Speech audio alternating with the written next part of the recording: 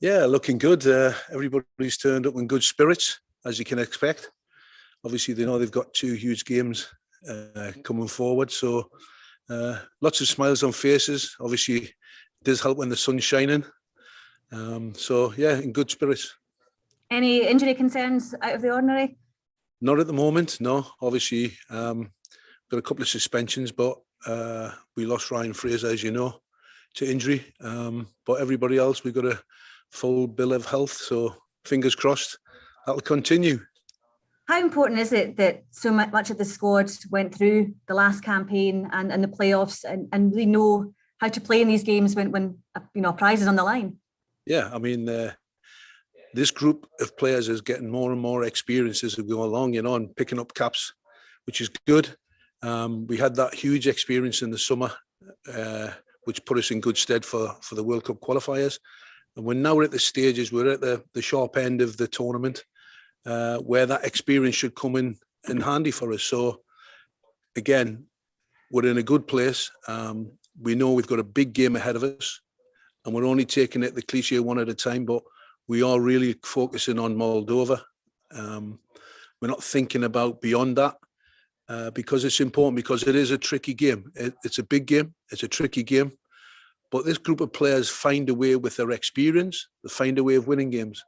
And it doesn't always have to be scintillating, entertaining football. Sometimes you have to dug out games, and as we did in the Faroe Islands, and if it takes to the dying embers of the game to get the winning goal, then that's what it'll take. But what I will say is there's good character, good personality in this group of players, and that certainly has come from the experience of the summer. Lyndon Dykes has so often been the match winner, hasn't he? Lyndon Dykes has so often been the match winner. Without him, it's going to have to be somebody else. Everyone ready? Yeah, but that's somebody's opportunity. We've got some good quality in the group. There's players been waiting for their opportunities. As you know, we've brought in young Jacob, who's not had a cap yet. He's joined the group and fitted in really well. But we've got other players who can take Lyndon's place. And obviously it's up to the manager how we play. But we have players of quality in the group. The group is getting better quality-wise, and that's very important. So, he'll be a miss. He'll be with us, whether it's back in England, watching on TV, or joining up with us later in the week. So he'll be with us, he'll be roaring us on, and hopefully whoever comes in and takes his place makes it difficult for the manager to put him in the game against Denmark. John, you mentioned the need to maybe be patient, and it might take another late goal like the Faroes or whatever. It wouldn't really be Scotland, would it, if there were 2 or 3 early goals and you could coast through it? Well, they tell me they never make anything easy when they're in big tournaments. But again, when you know the personality of these guys, and when we sat there and we were banging on the door in the Faroe Islands and it wasn't opening up, we knew we still had faith in the group of guys to get us the result and get us over the line. And thankfully they did, to put us in a great position. But from what I've heard and the stories everybody's been telling me, Scotland don't make things easy. But, if you believe in your players and the players believe in what they're doing, then they should go there with confidence and hope that we can get the right result. What is it that you like about this group best? Is it their technical ability? Is it their mental side? What is it that you see? It's everything. It's you can see they find a way to win. So they've got a mentality that is strong, which is very important. We have some very good players, technical players, playing at a decent standard of football. But for me, it's more about their personalities. We've got a group of players who have actually got a strong personality to deal with pressurised situations. Because let's not face it. Let's be honest here. It's going to be pressurised on Friday night. Although we're away in Moldova, there's going to be a hint of pressure on them, because we have to get the right result to finish in second place. But these players have such strong personalities and character that they can deal with that. Given what you say there, and given the other results in the group, it sounds to me like you've no doubt that Scotland will get the result they need on Friday. Well, I like to think we get the result that we need. And if you put all the factors together, then we should. But, we have to deal with a tough opposition who are going to make it very, very difficult for us. I mean, we've watched it. This is a team who has improved immensely from when this coach came in and took over. I think they lost the first game, something like 8-0. but they've improved, and you can see their organisation. They've had a steady team right throughout the groups. So we know it's going to be difficult, and they do have a threat on the counter-attack. They do try and play football, and they are very well organised. So we're going to have to find a way of breaking that down. So I'm not going into it like saying we're going to win the game for sure. We're going to have to work hard, and we're going to have to show our character and our personality, like I said earlier, to make sure we do win the game.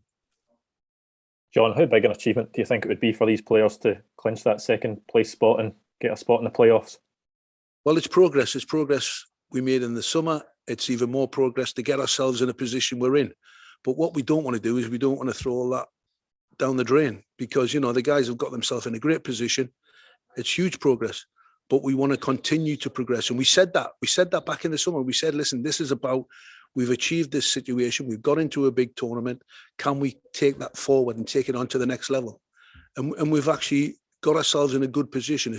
Certainly after that result in Austria, you know, when we went to a difficult environment and come away with a great result. And what the guys can't afford to do now is throw all that away after all that hard work. So there's still work to be done. We're not thinking about Denmark yet. It's all about Friday night, and that's the most important bit. How key is that momentum and making sure that every little bit of progress you can get is achieved?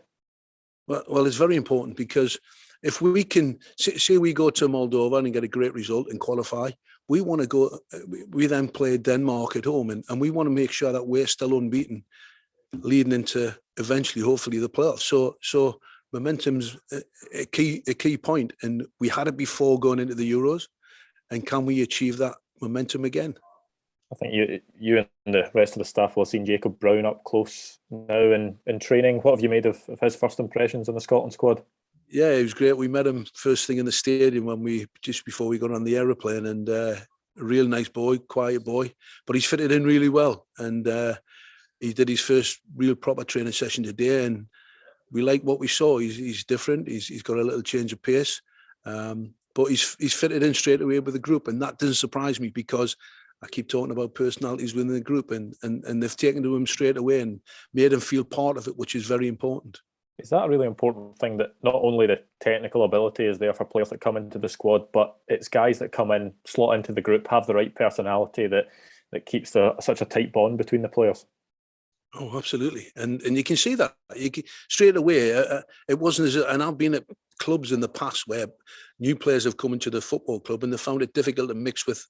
As soon as he walked through the door, straight away, everybody was around him and made him feel part of it, and all the staff got to know him, and I had a good chat with him about his background and where he'd come from and his various coaches he'd worked with. So it's important for him to feel comfortable, and because it's a big occasion for him, being called up for the national team at such a young age, his first international call-up. So we've got to make sure that he feels comfortable in this environment, and everybody's done that. John, I just wanted to ask you a few questions about a few other players. Kieran Tierney, how's he? Is he expected to be fully fit for Friday? Yeah, he looked great this morning, full of running, and he's fitted in again. You know, he's been out some time now, but he was on the bench at the weekend, and he's come into the camp and trained exceptionally well this morning. So we don't see any problems with him. Everything should be fine. John Souttar come back in to replace Grant Hanley, his first call-up in 3 years. He said he was really proud. How's his attitude been, and how is he training this morning? Unbelievable. I actually went to the game to watch him on Saturday against Dundee United, and he was outstanding then. And again, he's come into the training session this morning. All the boys know him anyway, because he's obviously been in the camp before. But he just, again, fitted in straight away. I mean, we've got, like I said, we've got a couple of new lads in the group, and you couldn't tell who the new guys were, because everybody's made to feel welcome. Everybody fits in and are part of it. And we just spoke to Kevin Nisbet there. I think he's only got 2 league goals so far for Hibernian in the season, but he could, of course, play on Friday, perhaps a bigger role with no Lyndon. Dykes, the coaching staff confident, just like he is, that be no issues for him, and he's ready to step up. Yeah, he's ready. I've watched Kevin recently as well against Celtic, and you know, he's ready to step up. But again, we'll have to see what formation we play, what team the manager picks.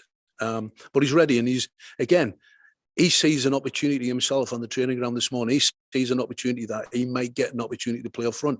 So he's been at it. He's worked extremely hard. So let's see where what team the manager picks on Friday. John, how's your own fitness in case there's a late dramatic goal? I'm thinking of Serbia and a certain torn calf. Are you going to have to watch your own celebrations? It's funny we were talking about that. Yeah, we were talking about that the other day because it's just over a year ago. It's almost a year ago, isn't it, since it happened? The injury's still there. Don't worry about it. But I won't be celebrating. There's no way I'll be celebrating like that again. Although I got close to it when we got the late goal against Israel at Hampden. That was nice. But I won't be doing anything silly this time because it took me a long time to recover.